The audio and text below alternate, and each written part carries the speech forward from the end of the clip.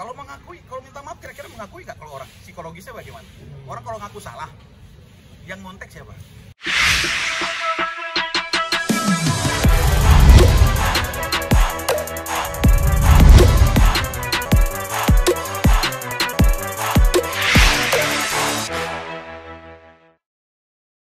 Ya, alhamdulillah kami sudah diperiksa oleh penyidik ya di unit Harda Polres Metro Depok sebagai saksi-saksi dari Badan Pimpinan Pusat Pelopor Bangsa Indonesia terkait laporan STHIP Pelopor Bangsa atas laporan kampus Pelopor Bangsa untuk 3 orang. Yang pertama Pablo Putra Benua, yang kedua Ray Utami, yang ketiga Christopher Anggasastra. Kurang lebih 20 lebih lah. Ya, pertanyaan dari penyidik, bahkan penyidik mengkonfirm mengenai soal bukti-bukti yang memang penyidik miliki dengan bukti-bukti yang kami lampirkan dari pihak kami sebagai organisasi advokat untuk saksi-saksi hari ini seperti itu. Bang, kan jadi saksi berarti artinya mengetahui fakta yang terjadi atas kasusnya, Bang. Apa sih, Bang, mungkin Abang ketahui tentang dugaan ijazah palsu ini, Bang? Ya, tentunya fakta-faktanya sudah jelas yang digunakan oleh 3 orang, bahkan 4 orang ya. Ini kan mereka kelompoknya 4 orang nih. 4 orang itu digunakan saat mereka mendaftar kepada kami sebagai OA, advokat PAI gitu ya. Untuk apa? Untuk advokat, untuk jadi anggota advokat. Lanjut nanti berita acara sumpah di Pengadilan Tinggi Bandung. Nah, mereka melampirkan ijazah itu tentunya sebagai syarat formil. Siapapun sarjana hukum ataupun yang sederajat ingin mendaftar menjadi advokat itu wajib, ya kan? Nah, syarat formil tadi kami terima selaku organisasi advokat ijazahnya, ya. Lalu kami cek verifikasi setelah terjadi peristiwa tanggal 23 April ya. Setelah tanggal 23 April 2025 itu mereka indikasi jelas melakukan perubahan akta PHI ya. Mereka buat perubahan akta PHI, memberikan keterangan palsu di dalam akta otentik yang kami laporkan di Bareskrim oleh PHI gitu loh. Nah, dari situlah kami bisa melihat bahwasannya syarat-syarat apa saja yang mereka 4 orang dilampirkan. Ternyata ijazahnya kami periksa semuanya palsu. Dan ini terbukti dengan keterangan-keterangan yang kami sampaikan dalam laporan upaya hukum kami, baik di Polres Metro Depok sebagai saksi, baik di Bareskrim sebagai pelapor, dan 2 kami sebagai pelapor di Polda Jabar.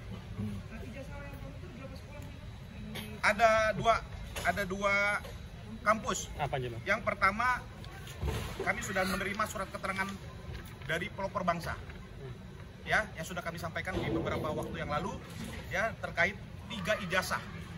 Ini resmi dari pihak Sekolah Tinggi Ilmu Hukum dan Politik Pelopor Bangsa di Depok. Ya, jadi menggunakan ijazah palsu 3 orang tersebut. Siapa saja? Pablo Putra Benua, Ray Utami, dan Christopher Anggasastra, adiknya. Perlu kami sampaikan di sini, ijazah ini tahun 2022. Ya, padahal kampus Pelopor Bangsa baru melakukan wisuda pertama, angkatan pertama tahun 2023. Paham ya?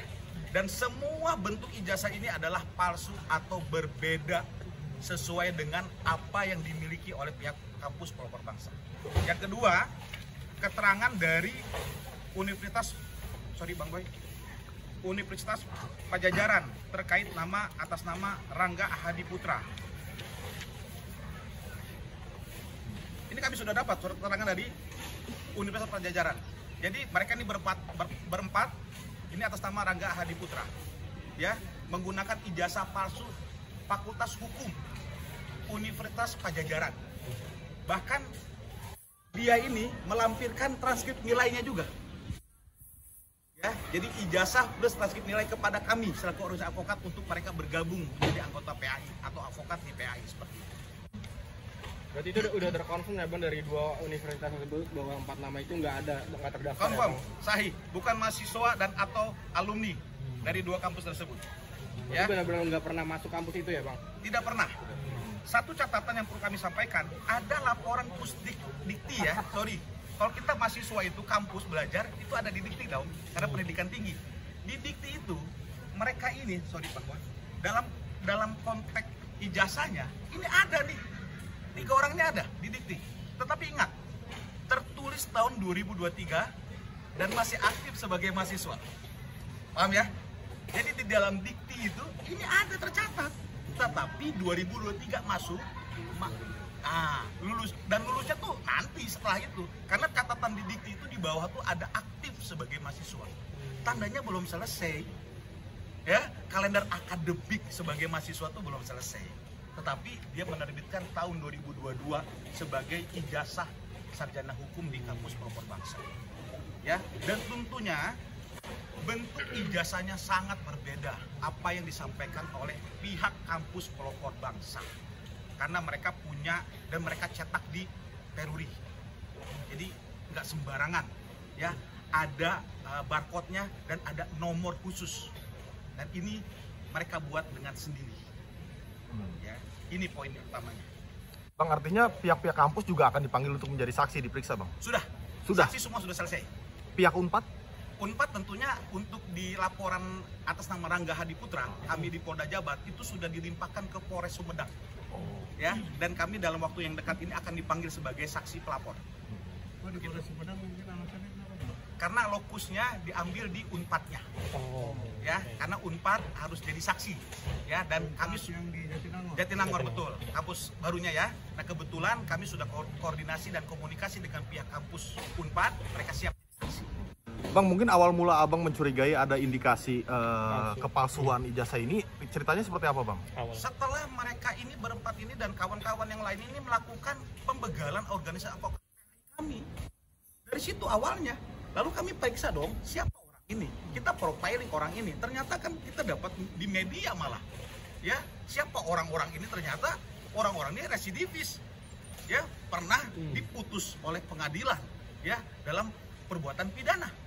Tentunya dari sana kami melihat ini bukan baik nih kalau begini. Maka kami di dalam pengurus pimpinan pusat segera memverifikasi data-data diri ya terkait 4 orang ini apa dan bagaimana sebenarnya validasi verifikasinya. Ternyata kami dapatkan betul data itu tidak sesuai atau palsu. Tapi abang secara personal mengenal pihak terlapor nggak Bang? Nah, kita baru ketemu sekali ya Bang Boy ya. Kita baru pertama sekali ketemu yang waktu itu dalam konteks halal bihalal pada tanggal 23 April 2025 di Bandung gitu loh. Itu baru diperkenalkan dia diangkat sebagai sekjen ya. Kalau kami kan sebagai anggota tentunya saat itu berpikir yang baik-baik saja. Bang Surya izin. Tentunya kami sih ya beritikat baik saja kalau memang untuk bergabung dan memajukan sama-sama organisasi advokat. Tapi senyatanya setelah itu punya nilai atau punya niat lain. Ya, kalau bahasanya sekarang sedang ramai, mensreanya sudah terbukti. Ya, niat jahatnya orang-orang ini sudah terbukti untuk membegal organisasi advokat seperti itu. Tapi dengan adanya laporan ini mungkin pihak terlapor sudah ada komunikasi dengan pelapor atau dengan sudah ada. Ke kami sudah ada, ke pengurus sudah ada.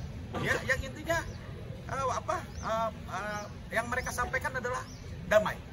Ya, bahkan ada yang nangis tuh. Gitu ya, tapi kami abaikan semua. Yang mana nih Bang yang nangis? Yang sebelahnya lah. Kan gitu. Biasa. Kan ini kan 4 orang nih. Ya, begitu. Dan kami dalam konteks menjawab, Mas, kami tidak ada perdamaian apapun. Dari awal kami sudah sampaikan tidak ada perdamaian. Kami selesaikan di pengadilan sampai tuntas. Walaupun sudah ada permintaan maaf dan sudah damai dari pihak terlapor. Secara pribadinya ya.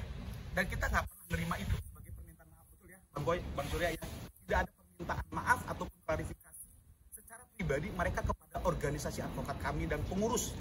Ya, tentunya bagi kami tidak penting. Kenapa? Kami melaporkan sebagai organisasi advokat, bukan pribadi kami. Itu poinnya, Mas. Berarti mengakui Bang? Berarti mengakui? Mereka mengakui? Kalau mengakui, kalau minta maaf kira-kira mengakui nggak kalau orang? Psikologisnya bagaimana?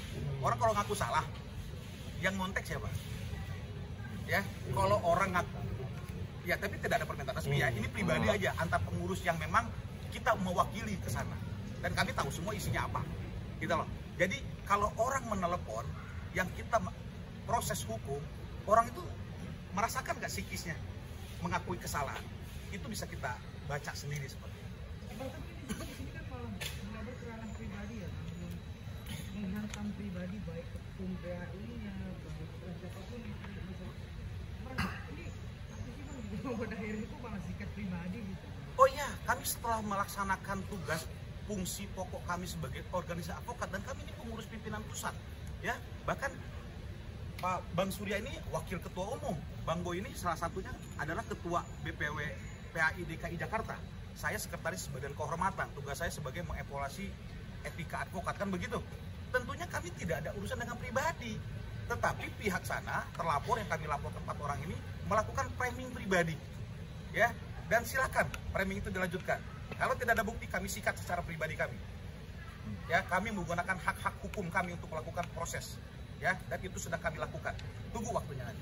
Bang, tapi seandainya pihak sana melakukan laporan balik atas dugaan pencemaran nama baik, gimana Bang? Sudah dilakukan.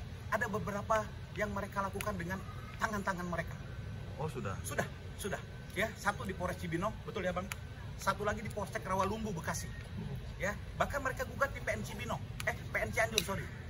Mereka gugat perbuatan melawan hukum di PN Cianjur dan mereka cabut. Perlu saya sampaikan di sini, isi gugatan itu Ray, Rangga, Christopher itu SH menggunakan. Oke? Di dalam gugatan itu, hati-hati lah. Dan PH-nya di dalam gugatan perdatanya di PN Cianjur itu adalah anggota PHI kami, ya. Legal standingnya tidak ada. Dan perlu kami sampaikan, itu sudah dicabut oleh mereka, betul Bang Surya ya? Jadi gugatan PMH mereka di PN Cianjur kepada kami pengurus PHI itu sudah dicabut oleh mereka sendiri. Alasannya Bang? Nggak tahu. Pokoknya mungkin menambahkan terkait permasalahan ini seperti Bang Surya. Artinya terkait diduga ijazah-ijazah. Ya, hari ini saya menghadiri undangan klarifikasi. Undangan klarifikasi sebagai saksi yang dijadikan pelapor dalam hal ini STH pelapor bangsa. Ya, saya sebagai saksi, ya saya penuhi undangan itu untuk memberikan keterangan yang saya tahu. Di mana keterangan-keterangan itu kita jelaskan perihal ijazah daripada terlapor, ya dugaan terlapor. Tadi dari hasil klarifikasi tadi saya sampaikan dari mana ketahuannya. Ketahuannya itu pertama adalah dari dikti. Semua orang kan sekarang boleh mengecek. Kita kecek namanya itu keluar di dikti. Nah di situ ada suatu kecurigaan. Kenapa? Tanggal masuknya itu 2023, keluarnya itu 2024-2025 dengan status pindahan. Ya. Dengan melihat ke belakang hal-hal yang dilakukan ke belakang ini, kita nanya dong, kita bersurat.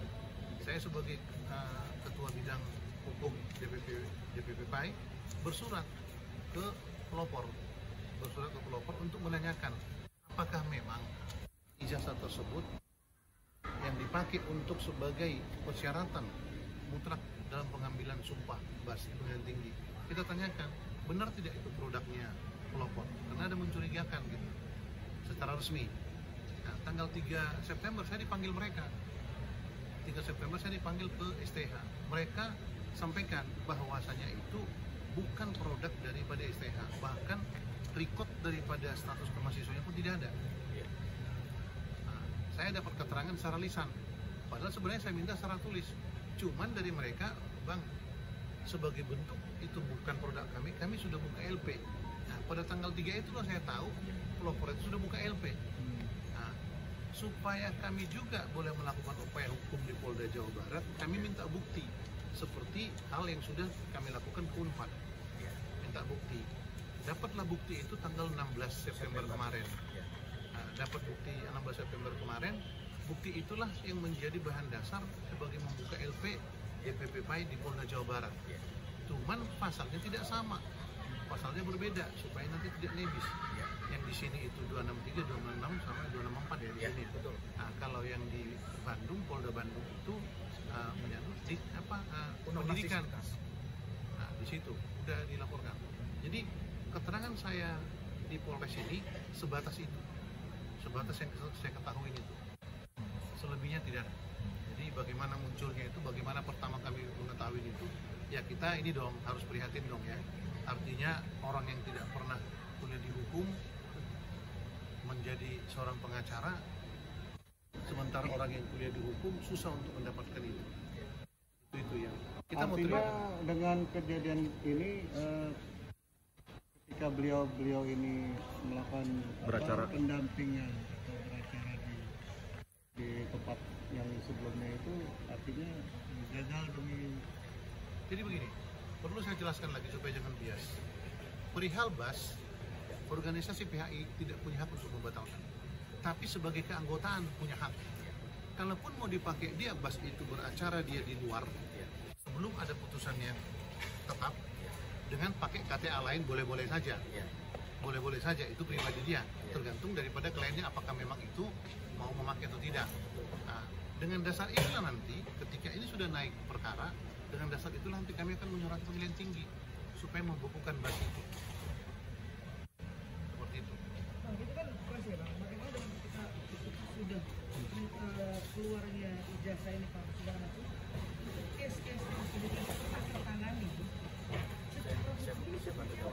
Sebenarnya begini, kalau masalah case-case yang pernah ditangani itu masalah personal kliennya sendiri, ya, personal klien sendiri.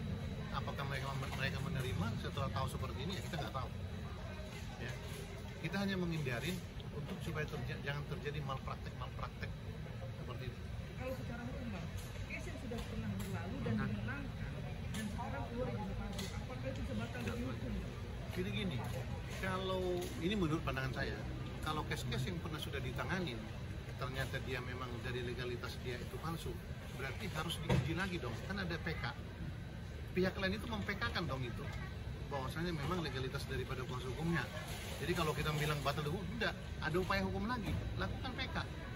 Kalau memang itu ada, berarti karena novum kan, lakukan PK untuk hal seperti itu. Pihak yang merasa dirugikan itu lakukan PK. Itu aja sih upaya hukumnya sih, nggak ada yang lain. Jadi supaya jangan bias. Terkadang nanti kan ada bias, oh ini nggak ada punya hak untuk mereka menghapus bus. Betul, kita tidak punya hak untuk membatalkan busnya dia. Yang punya hak itu adalah pengadilan tinggi, karena itu produk negara. Tambah dari Bang Surya, kita organisasi advokat yang merekomendasikan pencabutan bas, ya, setelah dapat hasil sidang kode etik di Badan Kehormatan. Jadi poinnya itu, jadi nggak mungkin, ya, kita cabut kalau itu pun tidak ada dari organisasi advokat. Tentunya atas peristiwa ini kami sudah merekomendasikan untuk segera mencabut basnya mereka ke Pengadilan Tinggi Bandung seperti ini. Oke, berarti agenda selanjutnya ada pemanggilan terlapor? Kurang lebih, karena tadi penyidik sudah menyampaikan kepada kita ya Bang ya, mengenai soal data, ya tentunya sudah kami serahkan semua, dan tunggu saja tentunya setelah ini adalah pihak terlapor yang akan dipanggil. Kapan Bang? Secepatnya, ya itu informasi dari Kan begini. Ini kan masih proses penyelidikan, di mana dari pelapor, saksi-saksi pelapor sudah semua diperiksa. Berarti masuk sekarang ke pelapor. Nanti akan dilakukan undangan klarifikasi. Undangan klarifikasi yang akan dilakukan. Tadi dari penyidik pun akan menyampaikan ke kami, dengan segera akan menyampaikan pemanggilan untuk klarifikasi terhadap para pelapor. Sudah dilayangkan? Udah dilayangkan belum Bang surat pemanggilannya? Sedang disiapkan setelah ini. Sudah tadi udah konfirmasi data mengenai data kepada kami, dan kami akan kabarin. 3 orang. 3 orang. Satu kan di Polres Sumedang, pelimpahan. Ancamannya cukup tinggi ya Bang? Maksimal 7 tahun untuk pasal pemalsuan. Tetapi kan kami laporkan 4 laporan ya. Ada Undang-Undang Sisdiknas pasal 69, Undang-Undang Nomor 23 tahun 2003. Ya, dan itu ancaman 5 tahun, denda 500 juta. Yang kami laporkan di Polda Jabar, resmi pelapornya adalah PAI terkait 3 orang tadi. Ya, ini nggak main-main. Ditambah kita laporkan di Bareskrim itu pasal pemalsuan juga, mengenai keterangan palsu di dalam akta otentik yang merubah akta pendirian PAI. Bisa bilang pasalnya berlipat-lipat ya Bang? Berlipat dan akan terus bersidang. Ya, itu poin utamanya. Ada 4 laporan. Jadi kehadiran kami ini di sini sebagai saksi, organisasi PAI itu sebagai saksi atas laporan dari pelapor STA. Ya. Sebagai saksi itu perlu. Ya. Oke. Clear? Ya. Oke, terima kasih Bang. Terima kasih banyak Bang.